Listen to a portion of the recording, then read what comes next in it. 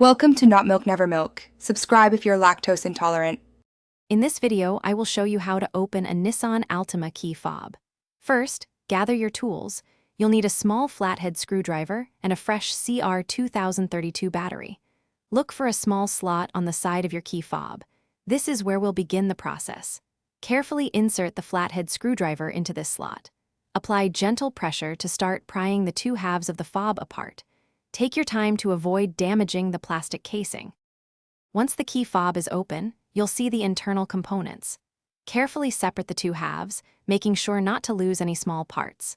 Locate the old CR2032 battery inside. Before you remove it, take a moment to observe its orientation, noting which side is facing up. This will ensure you insert the new battery correctly. Use your small flathead screwdriver to gently pry the old battery out of its compartment. Now it's time to install your new CR2032 battery. Make sure to insert it with the positive, plus, side facing upwards, matching the orientation of the old battery.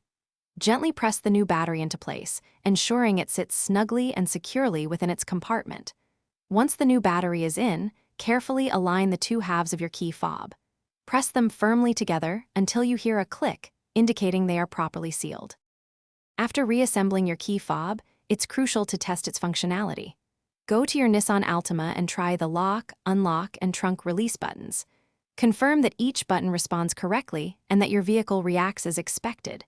If everything works, you've successfully replaced your key fob battery.